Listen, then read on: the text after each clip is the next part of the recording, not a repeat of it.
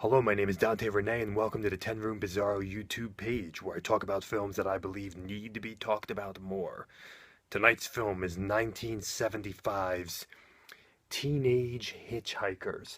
This is actually part of a double bill put out by Code Red, which has been out of print and back in print with Teenage Tramp, but tonight we are only looking at Teenage Hitchhikers. Tagline: Ride Us for the time of your life. You can see on the back of the DVD here, you can see some screenshots from the film. And this is part of Maria's B-Movie Mayhem double here. I believe Teenage Hitchhikers had a solo release, like just that on DVD, which is long out of print as well. But Code Red has these two together, and you can still find it. This particular film was actually, it says in the back of the DVD that it was actually chosen as part of a festival that Quentin Tarantino did some time ago. And so this is obviously a film that he appreciates enough to select one of the films for his festival of movies or favorite movies. So Teenage Hitchhikers, 1975. This film actually has Sandra Peabody. You'd know her from Last House on the Left. It also has this blonde girl who plays Mouse in the film, who they played together also in a film called Massage Parlor Murders. And that blonde girl also, I believe her name was Kathy Christopher. I need to make sure that's her name. I believe it's Kathy Christopher, but she went on with a career in adult films, and I believe she died at a young age of ovarian cancer. That's the blonde-haired girl named Mouse, who was also in Massage Parlor Murders with Sandra Peabody. And these films were all kind of made around the same time. You know, Last House on the Left, this film, Massage Parlor Murders. So they all, you know, Sandra Peabody really looks very similar in all of these films. Let's get into this film because this is a very interesting sexploitation film, and erotically charged, and a very wild stylistic film. This film is essentially about two teenage girls who are hitchhiking and the adventures that they come across while they are hitchhiking. Along the way, they are trying to obviously eat, they're trying to get money, they're trying to get a car, and along the way, they also meet another runaway girl. And so there are three of them, three teenage hitchhikers, and this film chronicles in chronological fashion the people that they meet, the situations that they get involved in, and the adventures. And the adventures really are the people. Mixed up in that, you also have interesting love triangle. You also have a rapist. And you also have you have a kind of a hippie sex commune run by a gay man. This is a this is a wild film. So let's start off. Something that I like to start off with typically in my reviews is the music. The music in this film is awesome. We there seems to be like a theme in the film that's repeated a few times. The score that's repeated a few times in this, but you know, we essentially have 70s kind of guitar. Uh, 70s exploitation, acoustic, electric type instrumental rock pieces in here, almost bordering folk at times. We also have kind of exploitation-y, you know, um, funk type music. We also have straight up porno music. We also have barbershop music in this particular film, which, I mean, like barbershops, like old 20 silent movie type music in a way. There's a ton of diversity in the music for this. We even have a piece of music that almost reminds me of something that you would hear in a Jess Franco film. Almost like that Brazilian bossa nova, Sergio Mendes type music. Da da da da da da da. You even have that in here, and you even have some uh, kind of dramatic pieces of orchestrated music. You also have some live music being played in this film as well by kind of this traveling band in a trailer.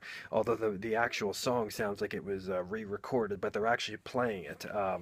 But it sounds like it was re-recorded in a studio. So the music in Teenage Hitchhikers is very, very diverse. That's what I'm saying here. But it's all great music. If you like 70s music, 70s rock, 70s, kind of hippie type of a vibe with the music, definitely. Almost reminds me of Last House on the Left sometimes, some of the music, actually.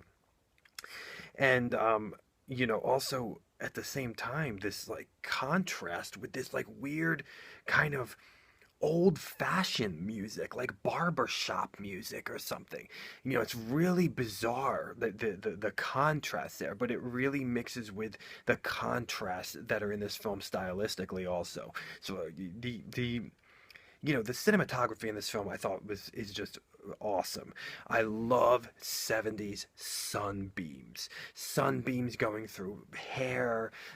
Just there's this one scene where like the sun just like the rays of the sun just fill up the whole screen. It just becomes this like you can't even see the characters, the actors anymore. It's just blaring sun, and so this is a really really kind of a summer vibe to this film as well. I mean, you feel the heat, you feel hot, you feel sweaty, um, and this is a film that has a very high energy.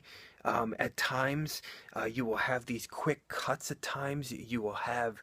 Um, there's kind of a flow that I can see Quentin Tarantino liking this film because there's a flow in a couple scenes where the dialogue is like kind of occupies a rhythm, which then gets catapulted into a girl's butt, and her butt takes the same rhythm as what she just said, and then the screen cuts, to the next scene, or the edit cuts. It's really there's an energy and there's a rhythm, there's a musical rhythm even in the dialogue at times.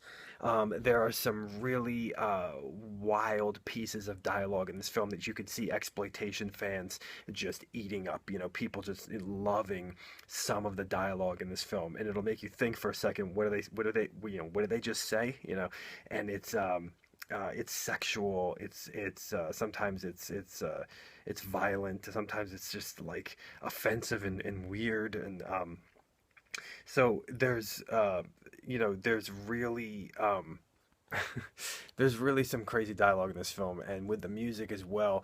This is really a piece of 1975 where you're going to hear a lot of authentic 70s dialogue. You might think at times, in 2016 that you're watching a film of people making fun of 70s dialogue. No, this is the real deal. Teenage Hitchhikers is a real snapshot of the 70s. This is the real deal. I got to tell you, in terms of like the style of the film, we're mixing a lot of weird genres here, which is essentially what we're mixing is obviously sexploitation, almost adult film, and then we're also mixing like black comedy, campiness, and old-fashioned like silent movie styles also, where there's times in the edit where they speed up the film and characters are running around. There's a section of the film that's like silent movie where there's no writing on the screen or anything, but it's just all sped up and there's no dialogue. It's just music. It's just barbershop music. That's what I'm saying. It sounds like barbershop music. And so there's a lot of different styles in this film. This is a very, very unique and diverse film. Now, in terms of the sexuality of this film, the sexuality of this film is in the forefront. I mean, this is without a doubt a sexploitation film, and an amazing sexploitation film at that. Um, you are seeing everything in this film: male genitalia, female genitalia, breasts. I mean, it's not explicit. You're not going inside like in a Jess Franco type movie. You're not going internal explicit. But this would definitely not be rated R. This would definitely be NC-17 material. There are, the sexuality of this film. We have. I mean, it would not work in 2016. It would be definitely considered politically incorrect. We have elements in this film that are also very dark, and then all of a sudden they're light. We have a rapist in this film that really destroys your stereotypes of a typical rapist in a 70s film. If you're even thinking about Last House on the Left, just throw that out the window. Um, and then the tone shifts, and the rapist becomes kind of fun. And there's very almost disturbing dialogue in its fun. It's very interesting and could definitely be offensive to many people. Um, we have the hitchhikers, really using their sex to get what they want in this film. And every person that they meet, there is something sexual happening there. You're definitely going to be getting everything here: breasts, mooning, feet, if you like foot fetishes. There's humping in this film. You are even seeing, I would say, girls' butts, and you're seeing it a little bit close up in terms of the taint, or in terms of, like, their actual butthole and stuff like that. You're getting a little bit of that there, in the vagina from behind and stuff. We have some lesbian scenes in here. From an older woman to the young teenage hitchhikers. And we have, man, we have attempted rape in here too, obviously with the rapist. We even have a very weird scene sexually involving a fish. There are some bizarre double entendres. There's wild 70s nude dancing. Um, and definitely people who like butts, you're definitely going to be seeing some stuff. And there is a extremely wild orgy scene in this film at the hippie sex commune. And I mean, it would be rated X if they actually showed penetration. But it really seems like everybody is actually having sex. And it's a very interesting thing that there are two men in this film who are playing two different characters. So there's four people played by two people. You have to look carefully, but they're dressed differently. And this, Teenage Hitchhikers is an example of a film that could never be made today. Because today, in our modern era, if people want sex, they're just going to go straight to porn. And sexploitation and softcore, and even a film like this that would be like in the middle between, an adult, a porno, uh, and not a porno. It's right in the middle there.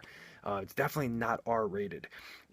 There's no desire for these types of films today at all. This is really a product of a film that could only have been made in the 70s. Today, nobody would want it. There'd be no market for it whatsoever. And there's a beauty in this where you don't really know where this film fits sexually, because it seems like it's a porno, like the film I reviewed it on this page called Cheerleaders. But it's not a porno, because you're not actually seeing penetration, yet they're humping, yet everything seems to be happening, really oral, intercourse, everything, yet you're not seeing the specifics, right? This is really, really a wild 75-minute journey of a film. If this sounds good to you, if you like sexploitation, if you like erotica, and if you like it 70s with some camp and weirdness and style, this is it for you folks. But if you are easily offended, with things like gay people and stuff like that, this will not be for you. And rape even. This is a wild, wild movie. Teenage Hitchhikers, 1975. Here it's put out by Code Red with Teenage Tramp, which I'll be looking at in the future. Here it is, folks. Thank you so much for watching the 10 Room Bizarro YouTube page, where I talk about films that I believe need to be talked about more. Please feel free to check out all my other reviews, and please feel free to check out my own personal films at youtube.com/poopy diarrhea. Thank you, and Teenage Hitchhikers.